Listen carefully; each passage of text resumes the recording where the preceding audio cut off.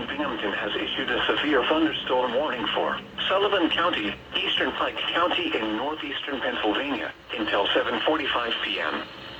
At 6:44 p.m., severe thunderstorms were located along a line extending from Hazleton near Monticello to near Haynesville, moving east at 25 miles per hour.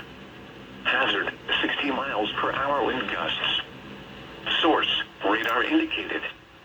Impact, expects damage to roofs, siding, and trees. Locations impacted include Rockland, Falls,